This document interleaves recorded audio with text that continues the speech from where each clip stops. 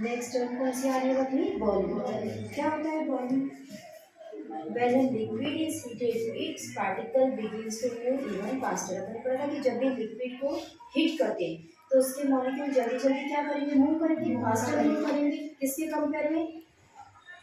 Solid के compare में। Solid को गर्म गर्म करते तो वो वहीं की वहीं वाइब्रेट होता है, और लिक्विड तो जल्दी से, क्योंकि उसके मॉलिक्यूल के बीच में गैप है, तो वो जल्दी जल्दी मूव करेगा। Then at a particular temperature the liquid begins to boil. तो एक पॉइंट पर लिक्विड क्या कन्वर्ट होना शुरू हो जाएगा? बॉइल होना शुरू हो जाएगा। And change into gas vapour. और किसमें बदलेगा वो? Vapour. Boiling is a bulk bulk phenomenon. क्यों? ऐसा नहीं कि हम इतना सा पानी लेके सोचिए इसको बॉइल कर लें, होगा क्या? वो बल्क मतलब एक बड़ी प्रोसेस है ना। When a liquid boils, the bulk of the liquid change into vapor। जितना ज़्यादा लिक्विड लेंगे उतना ज़्यादा वेपर बनेगी, और उतना अच्छे से हमको ये बॉइलिंग की टर्म क्या होगी? स्पेस अपने को अच्छे से ये सीन होगी, है ना, समझ में आएगा। The temperature at which a liquid start boiling is called its boiling point. वो टेम्परेचर जिस पर कोई भी लिक्विड बॉईल होना क्या हो जाता है? स्टार्ट। ऐसा नहीं कि पूरा बॉईल हो गया तब अपन बोल रहे कि ये इसका बॉइलिंग पॉइंट है। जिस पॉइंट पर लिक्विड किस में कन्वर्ट होना शुरू हो जाए? गैस में, वो उसका क्या कहलाएगा? Boiling point. वाटर का बॉइलिंग पॉइंट कितना होता है? 100। केल्विन में कन्वर्ट करना होता है, इसी में 273 को प्लस कर देंगे। Latent heat of vaporization. अब जैसे लेटेंट हीट ऑफ फ्यूजन का, मेल्टिंग का, वैसे ही बॉइलिंग का क्या रहेगा? Latent heat of vaporization. क्या रहेगा? Latent heat of vaporization. The amount of heat energy required to change 1 kg। क्या टर्म है बेटा? फिर से 1 kg। 1 kg liquid. अभी तो हम लिक्विड को किस में वे करते हैं? लीटर में, है ना। दूध लाते हो, कुछ लाते हो तो क्या बोलते हो? 1 लीटर बोलते हो कि 1 किलो बोलते हो? 1 लीटर। कुछ कुछ स्टेट ऐसे हैं जो लीटर की जगह क्या यूज करते हैं? केजी। राजस्थान में दूध को किस में मेजर करते हैं? किलो में। 1 किलो दूध ऐसा बोलते हैं, है ना। तो 1 kg लिक्विड या 1 लीटर जो भी अपन माने, atmospheric pressure at its boiling point, जितना 1 kg लिक्विड को वेपराइज करने में जितना हीट देंगे वो उसका क्या कहलाएगा? Latent heat of vaporization. क्या कहलाएगा? Latent heat of vaporization. अब देखो इससे तो क्या बोलते हैं? बताया था मैंने उस दिन। ये क्या है? ब्लू कलर का बीकर, इसके अंदर वाटर। अब ये जैसे जाली जैसा तुमको दिख रहा है, यस, इसको बोलते हैं वायर गॉस। क्या बोलते हैं इसको? Wire Gauss. ये जो नीचे स्टैंड है, कितने पैर दिख रहे हैं इसके स्टैंड के? 3। इसे बोलते हैं ट्रिपॉइड, है ना, ट्रिपॉइड स्टैंड। ये जो है ये बर्नर है। बर्नर। लैब में इस बर्नर का नाम है बुनसन बर्नर। क्या बोलते हैं? Bunsen burner. तो बुनसन बर्नर, रिपीट करो, Bunsen burner, tripod stand, wire gauze, beaker, water. अब ये देखो, अब अपने को बॉइलिंग पॉइंट नोट करना है। बॉइलिंग पॉइंट मतलब टेम्परेचर नोट करना है। तो टेम्परेचर नोट करने के लिए किसकी रिक्वायरमेंट रहेगी अपने को? थर्मामीटर। किसकी रिक्वायरमेंट रहेगी? थर्मामीटर। क्या हो गया यहाँ पर? थर्मामीटर। अब थर्मामीटर को ऐसे छोड़ नहीं देंगे कि वो साइड से टिक जाए, इसलिए उसको क्या करा? एक रॉड के थ्रू क्या कर दिया? हैंगिंग कर दिया सेंटर में, देखा है? इस तरीके से स्पेक्टिकल को किया जाता है। अब नेक्स्ट आते हैं अपना effect of temperature on molecular motion. जैसे ही टेम्परेचर देंगे तो ये कैसे मूव करेगा, इनके अंदर टेम्परेचर का वेरिएशन क्या होगा। जब सॉलिड को कोल्ड स्टेट में रखेंगे तो सब सिस्टमेटिक ऑर्डर में जमे रहेंगे। जैसे ही उसे हीट करेंगे उनके बीच का गैप क्या हो जाएगा? बढ़ जाएगा, स्पेस बढ़ गया। सेम किसके अंदर हो रहा है? देखो, लिक्विड। पहले सारे मॉलिक्यूल पास पास थे, सेट थे। जैसे ही हॉट कंडीशन मतलब गर्म करा तो क्या होगा? सारे के सारे। अब आती है सब्लिमेशन, इंपॉर्टेंट टर्म है ना, क्वेश्चन भी अपने तो इसमें। What do you mean by sublimation? Sublimation क्या होता है? The change of state directly from solid to gas, है ना। ऐसा स्टेट जिसके अंदर सॉलिड डायरेक्ट किस में कन्वर्ट हो जाता है? गैस में, विदाउट लिक्विड स्टेट, है ना, बिना लिक्विड स्टेट आए यदि कोई सॉलिड डायरेक्ट किस में कन्वर्ट हो गया? गैस में, तो इस प्रोसेस को क्या बोला जाता है? Sublimation. If solid camphor, camphor मतलब कपूर, और ammonium chloride is heated, ammonium chloride मतलब NH4 क्या फॉर्मूला है इसका? NH4 को हीट करे, इट चेंज इनटू वेपर। ये किस में कन्वर्ट हो जाएगा? If the vapours are cooled it changes into solid. और वेपर को यदि फिर से क्या कर दिया जाए? ठंडा कर दिया जाए तो ये किस में बदल जाएगी? सॉलिड, है ना। जैसे तुम एग्जांपल कपूर का करके देखना, कपूर को गर्म करते समय उसको ढक दिया, है ना। तो थोड़ी देर बाद हम देखेंगे वापस ऊपर लेयर जम जाएगी कभी है ना, और वो ठंडा होकर वापस किस में आ जाएगा, केमिकल फॉर्म में आ जाएगा, सॉलिड में आ जाएगा। तो ये देखो ये एक प्रैक्टिकल कर दिया था। क्या बोला था इसको, कौन सा बर्नर है ये, बुनसन। कौन सा स्टेट, वायर गॉस लगाया, उसके ऊपर अब ये क्या रखी, चाइना डिश। क्या बोलेंगे इसे, चाइना डिश मतलब चाइना चीनी की एक कटोरी जैसी है ना, चाइना डिश में की। अब इसके अंदर अपन ने अमोनियम क्लोराइड या प्रैक्टिकल करना है केमिकल कपूर का, तो उसको रख दिया, उसको ढक दिया। ढका किससे, देखो एक फनल लगा दिए। कैसी फनल लगाई, इन्वर्टेड। इन्वर्टेड मींस उल्टा, फनल मतलब कीप है, समझते हो ना, कीप जिसमें से कुछ डाला जाता है, उसको ऐसा उल्टा करके लगा दिया। अब इसे गर्म करेंगे तो वेपर वो ना जाए, इसलिए यहाँ पर क्या लगा दिया, माउथ पे इसकी कॉटन लगा दिया, ताकि कॉटन उस वेपर को बाहर निकलने से रोक दे। अब जब इसे हीट करेंगे तो सारी यहाँ से क्या होगा, कैम्फर किसमें कन्वर्ट होगा, सॉलिड से गैस में कन्वर्ट होगा, और वो गैस जाकर कहाँ इकट्ठी हो जाएगी, फनल के आइट साइड में। और जब फनल के आइट साइड इकट्ठी होगी, हम ठंडा कर लेंगे इसको बंद करके, फनल को बंद करके से कूल करेंगे, तो ये सारी जम जाएगी। फिर इसे स्ट्रेच स्पैचुला होता है, उससे क्या कर लेंगे, निकालेंगे, तो वापस कैम्फर अपने पास में। ये जो कैम्फर आया है ये कैसा कैम्फर है, प्योर। कैसा कैम्फर है ये, प्योर। जबकि पहले जो था वो कैम्फर कैसा था, इम्प्योर। अब सपोज हमको केमिस्ट्री लैब में कोई प्रैक्टिकल करना है, तो हम ऐसा थोड़ी नहीं कि शॉप से कपूर लाए प्रैक्टिकल करना स्टार्ट कर दिया। हम क्या करेंगे, पहले उसको प्योर करेंगे। प्योर करने की मेथड थी क्या, sublimation.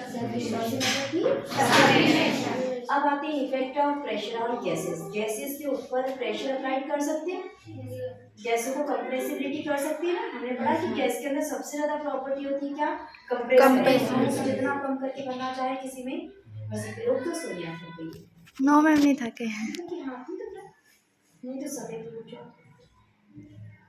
Sonia, effect of pressure on gases. When pressure is applied on gas, जब गैस के ऊपर क्या अप्लाई किया जाता है, pressure, the particle come closer and the gas change into liquid. तो सारे पार्टिकल्स कैसे आने शुरू हो जाते हैं, पास, और किस में कन्वर्ट हो जाएंगे, लिक्विड। कैसे करें, कैसे होंगे, कैसे होंगे,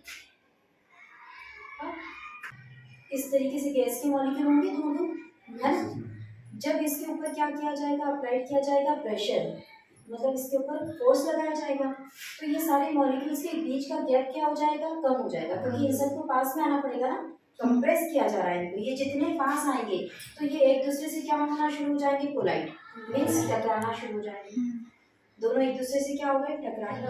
जब टकराएंगे तो दोनों की एनर्जी क्या हो जाएगी, लॉस। टकराएंगे तो एनर्जी क्या हो जाएगी, लॉस, खत्म हो जाएगी। और जब एनर्जी खत्म हो जाएगी तो ये स्पीकर में कहाँ आ जाएंगे, नीचे की तरफ, नीचे बैठ जाएंगे। और नीचे आ गया, गैस का नेचर होता है वो किस तरफ जाती है, अपवर्ड, और लिक्विड का नेचर होता है कि वो किस तरफ आती है, नीचे। तो नीचे आ रही है मींस वो किस में कन्वर्ट हो चुकी है, लिक्विड। तो ऐसे गैस किस में कन्वर्ट हो जाती है, लिक्विड। आया समझ में ये। तो प्रेशर अप्लाई करते हैं अपन, जो गैस सिलेंडर लाते हैं इसको क्या बोलते हैं, एलपीजी। क्या नाम है इसके अंदर जो गैस फिलअप है उसका नाम क्या है, एलपीजी का फुल फॉर्म क्या है, लिक्विड पेट्रोलियम गैस। गैस है पर किस फॉर्म में, लिक्विड फॉर्म में। इसको कैसे भरा गया होगा, अभी जो मैंने बताया वैसे क्या किया होगा, गैस के ऊपर प्रेशर, पेट्रोलियम गैस के ऊपर प्रेशर किया होगा, सारे मॉलिक्यूल टकराए होंगे, सब किस में कन्वर्ट हो गए होंगे, लिक्विड, और वो सारे किस में भर दिए गए होंगे, सिलेंडर। आगे समझ में सिलेंडर कैसे रिफिल होता है। When pressure is applied on the gas, particle come closer and gas change into liquid. We can liquefy gases by applying pressure. कोई सी भी गैस हो हम उसे प्रेशर अप्लाई करके किस में कन्वर्ट कर सकते हैं, लिक्विड में। क्योंकि गैस को करेक्ट करना तो मुश्किल है ना, गैस को करेक्ट करना तो मुश्किल है। यदि हम गैस से सपोज इस गैस सिलेंडर के अंदर गैस होती तो क्या हम किचन में खाना बना पाते, क्या बना ही नहीं पाते। जैसे ही ऑन करते तुरंत सारी गैस ही निकल जाती, वो लिक्विड फॉर्म में, इसीलिए तो वो रुकी हुई है ना। Reducing the temperature. Compressed solid carbon dioxide is called dry ice. Dry ice किसे बोलते हैं, dry ice किसे बोलते हैं, solid CO2 को किसे बोलते हैं, solid CO2। जब कार्बन डाइऑक्साइड गैस को किसमें कन्वर्ट कर दिया जाता है, सॉलिड में, तो उसे क्या बोला जाता है, dry ice. If the pressure is reduced, it change directly to gas. जैसे जैसे प्रेशर को कम करेंगे वैसे वैसे गैस किस में आ जाएगी, वापस चेंज डायरेक्टली टू गैस, किस में आ जाएगी वो वापस gas without coming to liquid. देखो सब्लिमेशन में क्या होता, सॉलिड किस में कन्वर्ट होना था, गैस में, विदाउट लिक्विड स्टेट आयन। और यहाँ पर क्या हो रहा है, गैस डायरेक्टली कन्वर्ट हो रही है किसमें, लिक्विड में, without solid state, without solid state. State. तो ये केस के लिए बात करी हुई है सॉलिड CO2। ये क्वेश्चन भी है, why solid CO2 is known as dry ice, है ना, क्या है इसका आंसर, बोलो एक जना कोई भी, why solid CO2 is known as dry ice, because solid CO2 directly convert into liquid into gaseous liquid into gaseous अब देखो इंटर कन्वर्जन ऑफ 3 स्टेट, सारी स्टेट इंटर कन्वर्ट होती है, मतलब आपस में एक दूसरे से चेंज होती है। सॉलिड लिया, उसको फ्यूजन करा, मतलब उसे गर्म करा, मेल्ट करा, तो वो किस में आ जाएगी, लिक्विड। में। उस लिक्विड को कंडेंस करा, कंडेंस मींस ठंडा करा, तो लिक्विड किस में बदल जाएगा, गैस में। फिर यहाँ से गैस और सॉलिड ये दोनों प्रोसेस किसके लिए आ जाएगी, सब्लिमेशन। हाँ, लिक्विड को ठंडा करना पड़ेगा ना, हाँ यदि लिक्विड को ठंडा गर्म करना, गर्म। वेपोराइज, ये ऊपर वाला है, वेपोराइज करेंगे, क्या करेंगे, गर्म करेंगे, तो वो किस में कन्वर्ट हो जाएगा, गैस में। गैस में। गैस को कूल करेंगे तो किस में कन्वर्ट हो जाएगा, लिक्विड में। सॉलिड और लिक्विड के बीच में क्या है, सॉलिड को हीट करा तो किस में आ गया, लिक्विड, लिक्विड को कूल कर दिया, सॉलिडिफिकेशन, तो किस में आ जाएगा, सॉलिड में। जमाते हैं। और ऐसे सॉलिड और गैस, इसके लिए तो एक ही टर्म है, कौन सी, सब्लिमेशन। सब्लिमेशन। अब नेक्स्ट आते हैं evaporation, the change of liquid into vapour. ये जब भी लिक्विड किस में कन्वर्ट हो जाती है, वेपर में, तो इसे क्या बोला जाता है, इवैपोरेशन। ये तो सबको पता है इवैपोरेशन का प्रोसेस, इवैपोरेशन की प्रोसेस की वजह से ही कपड़े सूख रहे हैं, इवैपोरेशन की वजह से ही जितना पानी कहीं पर भी इकट्ठा हो जाता है वो ऑटोमेटिक इन्वायरमेंट उसको क्या कर देता है, सुखा देता है, ड्राई कर देता है पूरा ना। The change of a liquid into vapor at any temperature below its boiling point, उसके बॉइलिंग पॉइंट से पहले जिस पॉइंट पर लिक्विड किस में कन्वर्ट हो जाए, गैस में, वो उसका क्या कहलाता है, evaporation. Evaporation is a surface phenomena. ये कैसे फिनोमेना है, सरफेस। अब देखो क्या होगा, जैसे एक बाउल में पानी भरा हुआ है ना, अपन ने उसको सनलाइट में रख दिया, इवैपोरेशन की प्रोसेस होना स्टार्ट हुई, तो पहले कौन सा पानी उड़ेगा, ऊपर का कि नीचे से चले जाएगा, ऊपर। कहाँ से, क्या सरफेस पे, नीचे वाला पानी एज इट इज है, पहले ऊपर का इवैपोरेट होता जाएगा, पानी का लेवल कम होता जाएगा, फिर नीचे वाला पानी भी इवैपोरेट होकर पूरा, है ना। तो ये कैसी फिनोमेना होती है, सरफेस। सरफेस मतलब समझ में आ गया, जो कहाँ से स्टार्ट होती है, upper. Particle from the surface gain enough energy to overcome the forces of attraction. अब जितने भी पार्टिकल्स होते हैं सरफेस पे, वही क्यों इवैपोरेट हुए, वही क्यों इवैपोरेट हुए,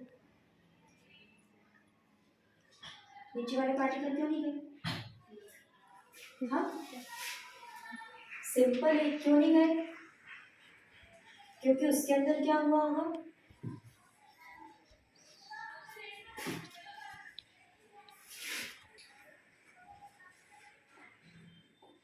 जैसे देखिए ये मॉलिक्यूल अपर साइड पर थे, है ना, और ये वाले मॉलिक्यूल लोअर साइड पर थे।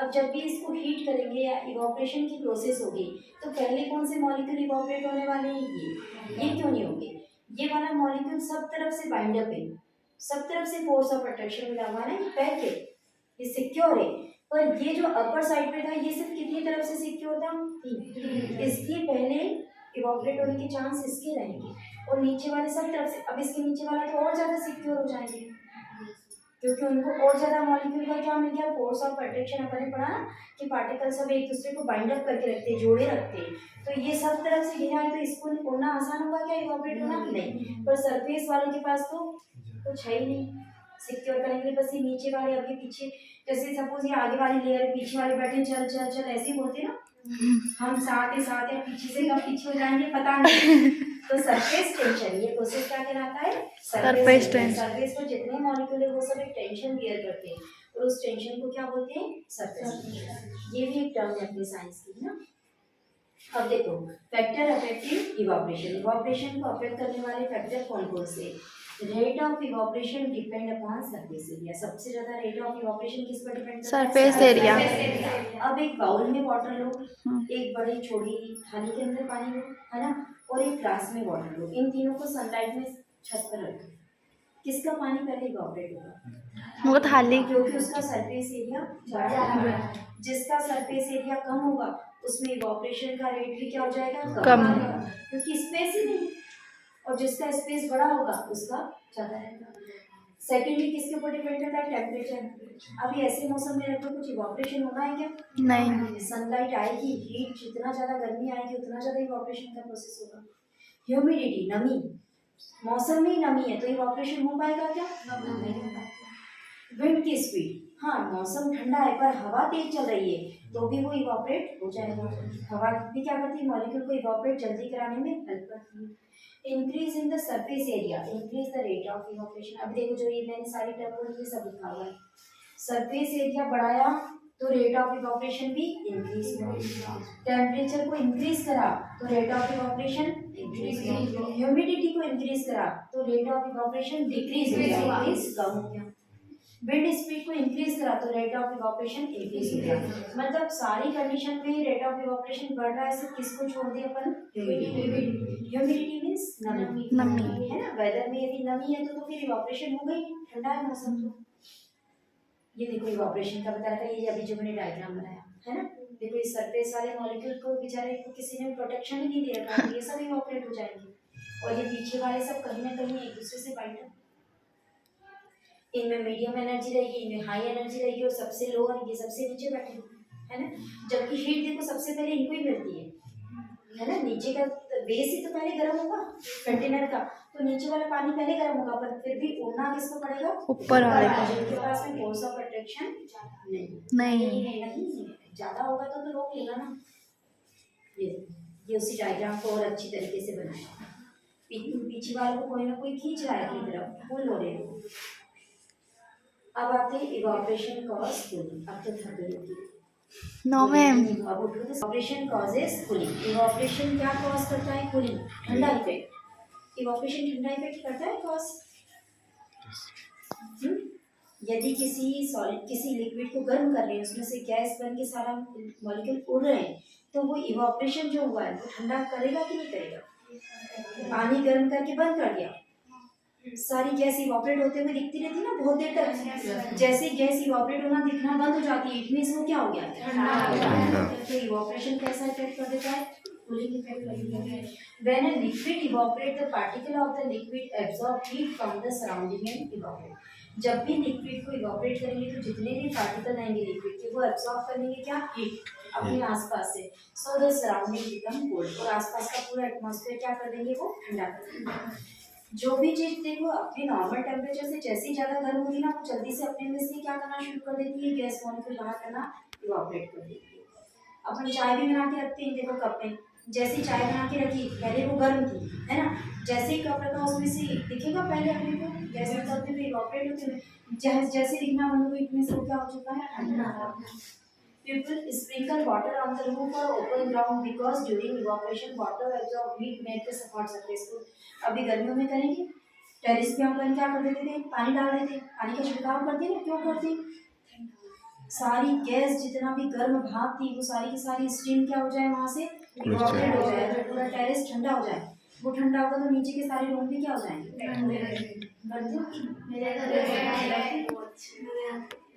गाँव में तो जो लोग छत पे सोते वो यही करते, शाम को उनका यही काम है, पानी डालते पहले, है ना।